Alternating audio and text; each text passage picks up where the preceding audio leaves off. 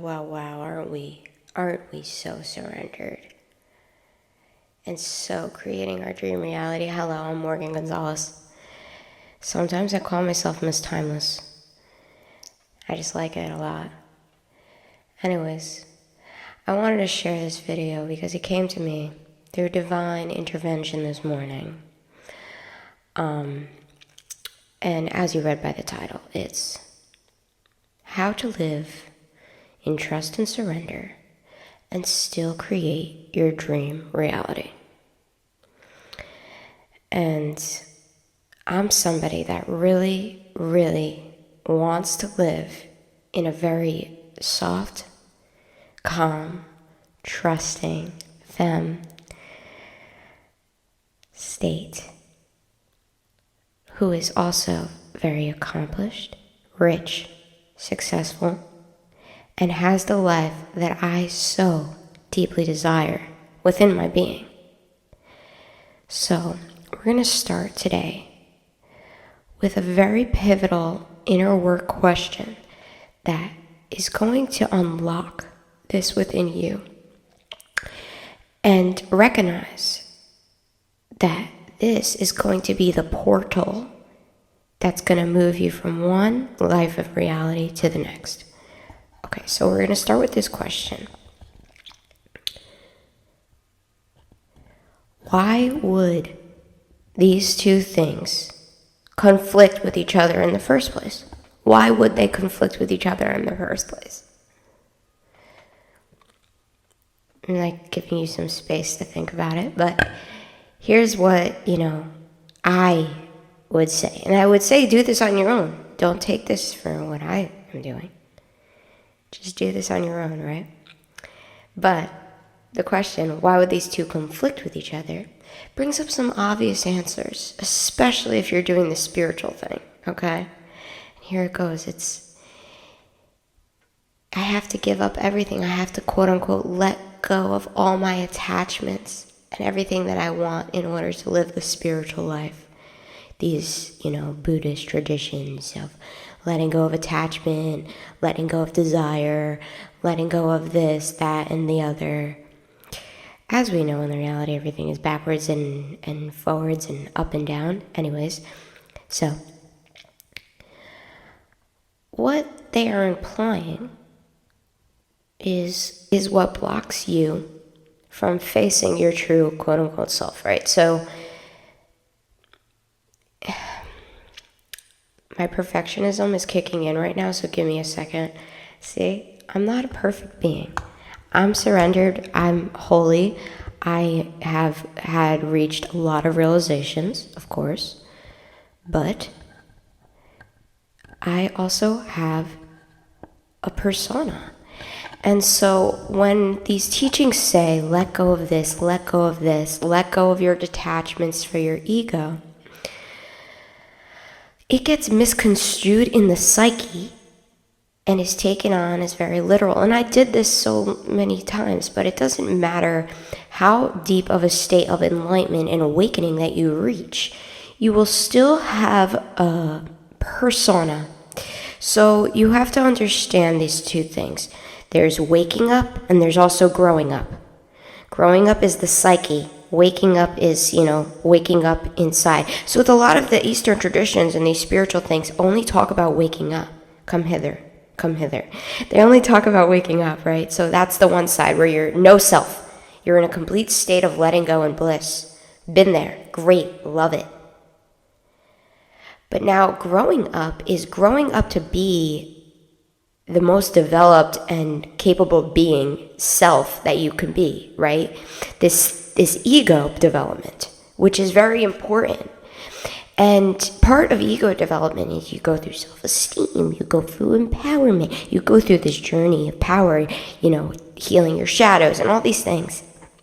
You're doing all of this to grow as an individual. Why? So you can be more valuable. Why? So you can attract money and wealth for your value in exchange for who you are. Money is completely part of this. And so some spiritual traditions do teach it, like I'm thinking of the law of success, like these things. And it really comes back to the question, so why wouldn't God, the Attmon, the thing in you that surrendered, that you let go into, you became. Why wouldn't this desire, amazing, beautiful, relaxed, attractive, sexy life for its creation? Why wouldn't it want that for its creation? Of course it does. Of course it does. You're fucking God living a human experience. Why wouldn't you want to have the coolest fucking one? Why wouldn't you want to have the most greatest thing possible? Why wouldn't you want to have all the money coming in so you can live these things? So you can travel as your little Attmon self, as your little God self. Is that, ooh, I'm all in the earth realm. I'm in the earth realm having all these things happen. Oh my God. Of course I know impermanence because I'm Buddha AF. Of course I know that it's going to come and go and it's going to leave. Bye. But still, when it's with me, when it's with you, in that moment, you enjoy that shit fully. You enjoy it fully. Because it's going to change in a minute, so something new will happen, okay? So that's the question we need to ask ourselves. So why wouldn't those two things? And I really hope that gave you some sort of explanation, right? An understanding that you can take now with you and start to move closer to what you really want to experience. Because I know you out here trying to be all spiritual and zen, but you suppressing like your desires. And the shadow's gonna be like, no, honey. No. And then you gotta do your shadow work, right? Because, okay, back to the question. Back to the actual thing. So you want a practical formula for this, I'm sure. If you don't have a practical formula, what happens? You have to let go. You have to let go. And what happens when you let go? God now can step in and guide you. That's all. Have your vision. Have your destination. Know what the hell you fucking want. If you want to be a rich-ass motherfucker, know it. If you want to have the most amount of money possible and live in a certain way of life, write it down, know it,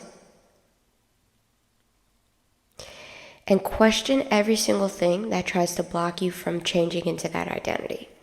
You have to do inner work and you have to do shadow work. But come on now, if you're watching this, I'm sure you fucking know that. It's so obvious. You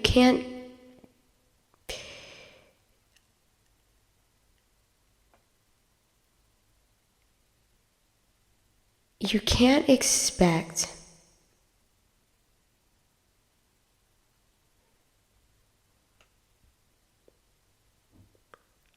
there's an old identity and then there's a new identity. The new identity is what you want to transfer into. And I recently have been studying my mind and the brain. And so what I've realized is that the brain, shout out actually somebody because she gave me this insight. The brain is living in what's safe. And so when you make the steps towards the new identity, the brain might get a little crazy. You might start crying and, go into this state because it's so frightened. But you have to have such a strong trust in yourself that it doesn't matter what the hell is happening in the current state. The new life is bigger and more desirable and where your attention is and what is pulling you forwards. The new life is calling, ring, ring, ring. Whenever I catch myself freaking focusing on old stuff, I always am like, Morgan, the new life is calling, ring, ring, ring, ring, ring. And so now that I'm kind of living in the new life, I don't really catch myself that much because I've been literally just like shooting. But at the same time, like, we need to know that we are capable of this, that we are able to have this, and that it doesn't make us less spiritual beings because we desire stuff in the 3D material world. Come on, it's so nice. So, see, even I have some stuff coming up right now. Look at her. Ha ha. She's teasing me. She's teasing me. You little tease. You're a little tease. Why? Because I'm still in my fucking mom's house? Why? Because I'm still in my mom's house? You don't want me to say that, huh?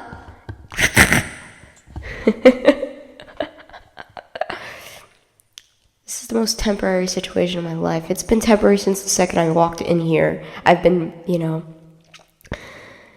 but I had to do my work. I had shitload of work to do. I had so much work to do. And finally, oh my God, I got to a place where it's like, oh, freedom, because I was put through the ringer and a half coming back here. So, here we go, we moving. All right, that's all. Don't want to make it too long. Might have to chop it up, actually, because I feel like that beginning was solid, and then I just wanted to talk about myself.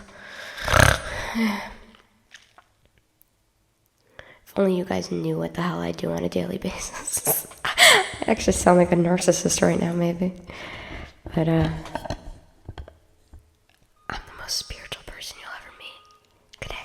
Bye. Love you.